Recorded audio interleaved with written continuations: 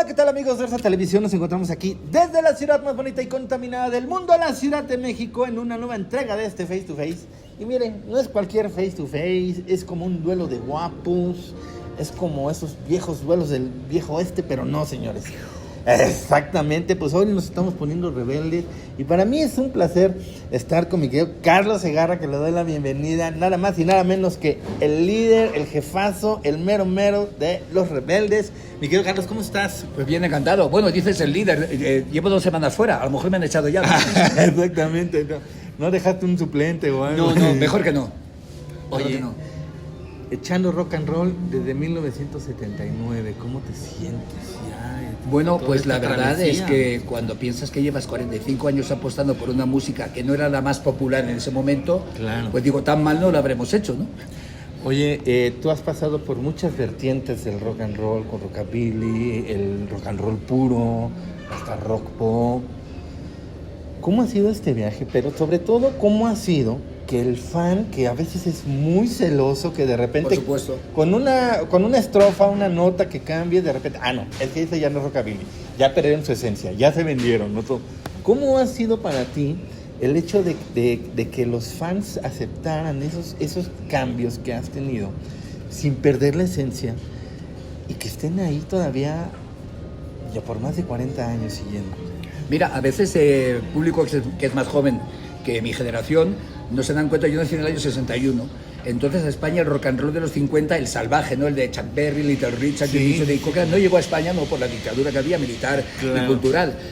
Y ¿cómo descubrí yo ese rock and roll? A través de los Beatles, de Rolling Stones, de los Beach Boys. todo, Entonces, claro, sí, claro. para mí es muy natural en mi música mezclar. A ver, los Beatles hacen versiones de Carl Perkins, un hilo de Sí, rockabilly. claro, pues ellos traen toda esa Pero yo influencia también oía las rolas de los country Beatles también, y ¿no? yo escuchaba tanto las versiones de Beach Boys, de Chuck Berry, como los mismos temas propios de Beach Boys. Entonces, claro, alguien que no tiene tu misma vivencia cultural y musical, Claro. a lo mejor le cuesta entender que a mí me gusta tanto el rockabilly como el country and western, o que me gusta la música surf, o me gusten los boleros, o me guste las norteñas, las rancheras, y eso no es venderte, eso es mi evolución musical y personal, porque yo oía antes a los Beatles Antes, por sí, las claro, versiones pues. que Chuck Berry y Little Richard, que en España la descubrimos a principios de los años 80, cuando se editaron discos que no se habían editado en su momento. Pues como todos, ¿no? Tenemos una base musical y ya después creamos nuestros propios gustos, nuestros propios géneros que nos influyen. En este caso, pues bueno, para ti, pues tú también ya has sido influencia para muchos músicos. ¿Cómo te hace sentir eso también? De que a través de los años ya pues las nuevas generaciones ya se sientan influidos por tu música, por música de los rebeldes, por música propia tuya. ¿Cómo te hace sentir eso también? Bueno, ten en cuenta que yo, que soy el cantante, guitarrista, pero también soy el compositor de las rolas, de Claro. casi todo, el 90 y pico %. Exacto. Cuando otro grupo hace mis canciones, les veo otro punto, ¿no? Los demando primero y que paguen regalías. No, y después- y casi me gustan más, ¿no? Porque Claro. cuando uno es Disfrutas que arte y ver parte, que- claro.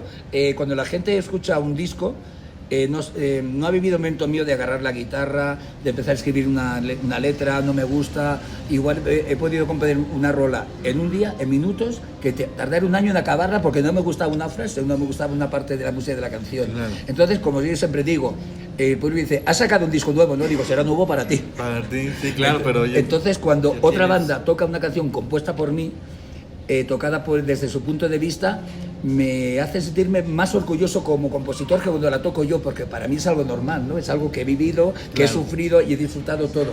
Entonces, que grupos de acá de México, de rock and roll, de rockabilly, depende del estilo más centrado que tengan, toquen mis canciones y las tienen como suyas, para mí es un orgullo, ya no solo por ser el cantante del grupo El Guitarra, Claro. sino como compositor, que yo a veces también compongo para otros artistas en España. Y me da una visión que a lo mejor yo no había contado de ese tema. Claro, oye, ¿cómo ha cambiado el proceso de composición para ti? ¿Sigue siendo el mismo de que has tenido desde la primera canción que compusiste? ¿Cómo es ahora componer una canción para ti? ¿Cómo es ese proceso de componer? Porque, pues, bueno, hay gente que de repente necesita como ese espacio. Hay gente que de repente, pues ahorita a lo mejor estamos tú y yo platicando y te nace la idea de una letra y a ver rápidamente, ahora en el celular. Pero, como todo, esa es una pregunta. ¿Cómo es ese proceso para ti ahora? Y la segunda pregunta es, ahorita hablabas de esas canciones que están por terminar. ¿Cuántas canciones? ¿existe esa libreta o ese cuaderno donde están todas esas canciones sin terminar, todas tachoneadas? ¿Alguna de ellas podrá llegar a verse a la luz alguna vez? Bueno, primero de todo, pues tienes razón. Cuando una canción no quiere salir, no sale. O sea, tú puedes obligarte Sí, por más que quiera a escribir uno, ¿no? una canción y estás con el papel en blanco, con tu rotulador, La vela, el vino y y dices, todo, bueno, y me he no puesto a pasa componer nada. algo, a ver si me sale. Sí, claro. A veces sale algo, a veces no de un tirón, y a veces dices, bueno, ya que me he puesto, escribo. A veces al día siguiente agarras el papel y lo rompes directamente, y al que lo haya escrito le matarías para que no lo comente a nadie.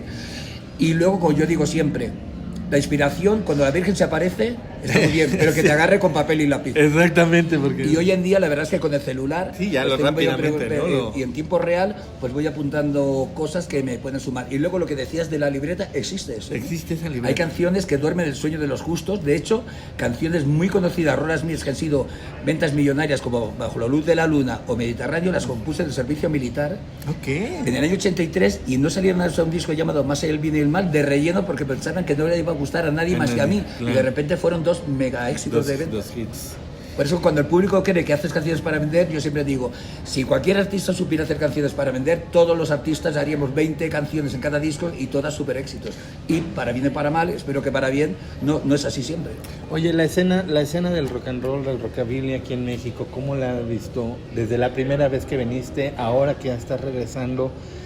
La ventaja de ahora también tener las plataformas digitales, que ya uno puede estar como más en contacto con la música que se hace fuera. ¿Cómo ves ha habido una evolución en el rock and roll mexicano? ¿O también ha habido un estancamiento? ¿O ha estado muy underground? ¿Cómo lo ves tú esa parte? Bueno, te explico. Después de 10 años he visto varias cosas.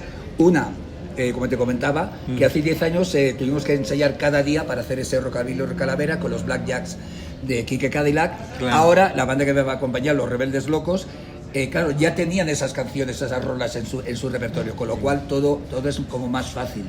Y luego lo que también he visto es que lo mismo que ha pasado en España, hay una nueva generación que gracias a las redes y a las plataformas digitales de música pueden elegir, pueden tener un vinilo, Claro. si tienen su giradiscos, y cuando van de viaje, igual que yo, tienen su celular y pueden escuchar en plataformas digitales, y aparte tienen esas, digamos, esos algoritmos, le llevan, si te gusta esta rola, a algo que saben que te puede gustar, y eso ha sido una gran ayuda. Yo siempre digo que todo invento, toda herramienta hecha por el hombre es para ayudar al hombre, Claro. y digamos que siempre puedes elegir.